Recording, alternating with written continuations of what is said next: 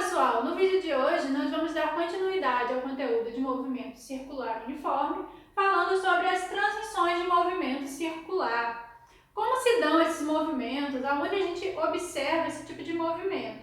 No nosso dia a dia, quando a gente observa o movimento de uma bicicleta, a gente ali está assistindo uma transmissão de movimento. Por quê? A gente tem catracas numa bicicleta ligadas à sua roda traseira, e a coroa, que está ligada ao pedal, que vai transmitir o movimento para as rodas, e assim a bicicleta vai se deslocar. A catraca e a coroa de uma bicicleta são engrenagens, são tipos de engrenagens que, ao girarem, transmitem o movimento da coroa, do pedal, para a roda traseira e faz com que essa bicicleta se desloque. Então, a transmissão do movimento circular, ela tem muita aplicação no nosso dia a dia. O primeiro tipo de transmissão que a gente vai ver é o caso da transmissão concêntrica. O que é essa transmissão concêntrica? É quando a gente tem engrenagens ligadas ao mesmo eixo, ao mesmo ponto. Por exemplo, as catracas de uma bicicleta estão ligadas no mesmo eixo que a roda traseira, tá? Tanto a roda traseira como as catracas da bicicleta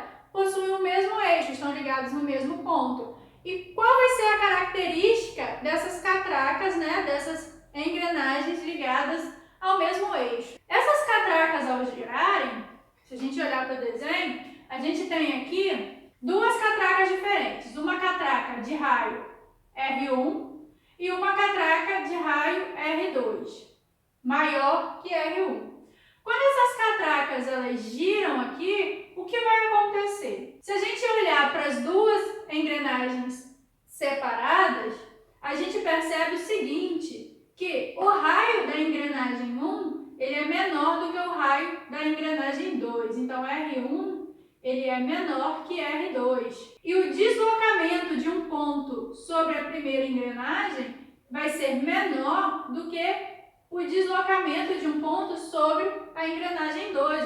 A distância que esse ponto aqui ele vai percorrer nessa engrenagem vai ser menor do que o deslocamento desse ponto na engrenagem 2. Então, se a gente pensar na velocidade tangencial dessas duas engrenagens, como o deslocamento do ponto é diferente, então as velocidades tangenciais também são diferentes. Então, numa transmissão concêntrica, numa transmissão onde as engrenagens estão no mesmo eixo, a velocidade tangencial vai ser diferente. Então, a velocidade tangencial da engrenagem 1 vai ser diferente da engrenagem 2, que tem o raio maior. E como vai ser a frequência e a velocidade angular? Essas engrenagens elas estão ligadas ao mesmo eixo. A velocidade angular dela vai ser igual, porque a velocidade angular, a gente pode lembrar que ela é 2π vezes a frequência, ou depende do período desse movimento. Se as duas engrenagens estão ligadas ao mesmo eixo, elas vão ter uma variação de ângulo igual. Essa distância angular vai ser igual. Então, a velocidade angular vai ser igual também. Por isso, na transmissão concêntrica, na transmissão de mesmo eixo, a velocidade angular das duas engrenagens vão ser iguais. Como a velocidade angular depende da frequência, a gente pode falar que a frequência do movimento das duas também será igual. Então, no caso de objetos que giram presos ao mesmo eixo, eles terão mesma frequência e mesma velocidade angular, mas a sua velocidade tangencial não será a mesma. Cada uma vai ter uma velocidade tangencial. Por quê? Porque a velocidade tangencial, a gente tem que lembrar que ela depende do valor do raio. A frequência vai ser a mesma, mas o raio das engrenagens são diferentes. Portanto, a velocidade tangencial vai ser diferente também. Outro tipo de transmissão que a gente pode ter é a transmissão periférica. A gente vai ter dois tipos dessa transmissão. A gente pode ter a transmissão periférica por contato e a transmissão periférica por corrente. O que quer dizer isso? Se a transmissão concêntrica é o tipo de transmissão onde as engrenagens estão no mesmo eixo, na transmissão periférica essas engrenagens estão em eixos diferentes. Então, essa é a principal diferença entre as duas transmissões. Transmissão periférica, eixo diferente. Na transmissão periférica por contato, o nome já está dizendo, as duas engrenagens vão ter um ponto de contato ali, onde uma vai transmitir o movimento circular para a outra. E nesse caso, ó, elas vão ter sentidos de movimento contrários. Se uma gira no sentido horário, a outra vai girar no sentido anti-horário. Então, na transmissão periférica por contato, o sentido de movimento sempre vai ser contrário. Se a polia 1 aqui, se a engrenagem 1 gira no sentido horário, a engrenagem 2 vai girar no sentido anti-horário. Além disso, elas vão ter uma característica diferente da transmissão concêntrica. Aqui, a velocidade tangencial vai ser igual. Então, a velocidade tangencial da engrenagem 1 vai ser igual à velocidade tangencial da engrenagem 2. Diferente do que acontece na transmissão concêntrica, onde essas velocidades são diferentes. Na transmissão periférica por corrente, as engrenagens vão estar presas a uma corrente, vão estar ligadas por uma corrente. E esse movimento, então, vai ser transmitido a partir dessa corrente. Nesse caso, o sentido de movimento vai ser o mesmo. Então, se essa aqui se movimenta no sentido horário, essa aqui também vai se movimentar com uma velocidade no sentido horário. E do mesmo jeito que as velocidades tangenciais na transmissão por contato são iguais, na por corrente também será igual. Então, essa é uma característica da transmissão periférica, não importa se é por contato ou por corrente. As velocidades tangenciais são iguais. A gente tem que lembrar que a velocidade tangencial, ela depende do raio e da frequência. E a gente também pode escrever essa velocidade tangencial a partir das velocidades angulares. Por quê? A velocidade tangencial é igual à velocidade angular vezes o raio.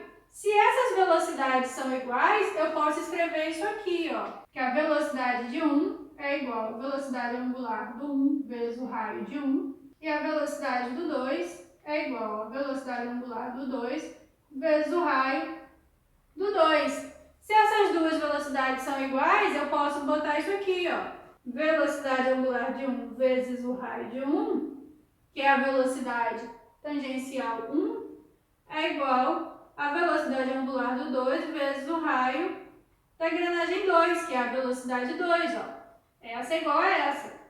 Então, eu consigo construir uma relação que as multiplicações da velocidade angular pelo raio são iguais. Então, na transmissão periférica, além das velocidades tangenciais serem iguais, eu tenho também que a multiplicação da velocidade angular pelo raio é igual. Além disso, a velocidade angular, ela depende da frequência, né? Ela é 2π vezes a frequência. Eu posso substituir essas velocidades angulares por essa multiplicação das frequências. Então, eu consigo escrever isso aqui também, ó, que a velocidade angular do 1 vai ser 2π vezes a frequência da engrenagem 1, vezes o raio da engrenagem 1, igual a 2π vezes a frequência da engrenagem 2, vezes o raio da engrenagem 2. Eu posso cortar 2π com 2π, porque está multiplicando, e eu também consigo construir uma relação de multiplicação com as frequências. Então, as frequências vezes os raios também são uma relação para a transmissão periférica.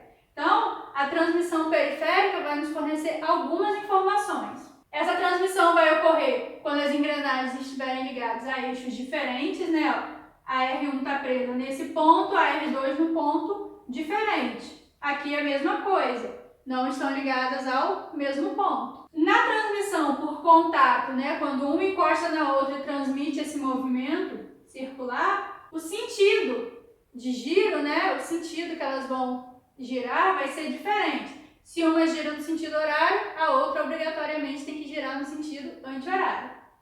No caso da transmissão por corrente, não. Elas vão estar ligadas por uma corrente, então é essa corrente que vai transmitir esse movimento giratório para as engrenagens e o sentido que elas vão girar vai ser igual. Vai ser sempre ou horário ou anti-horário para as duas. Além disso, a gente pode perceber que as velocidades tangenciais vão ser iguais e, portanto, a gente consegue encontrar uma relação de multiplicação entre velocidade angular e raio, ou frequência e o raio. As multiplicações das velocidades angulares pelos raios vão ser iguais, assim como a multiplicação das frequências pelo raio vai ser igual também. Então, a partir desse conhecimento sobre a transmissão de movimento circular, a gente pode determinar, por exemplo, qual será a combinação de marchas de uma bicicleta onde o ciclista fará o menor esforço, por exemplo, né? Quando a gente combina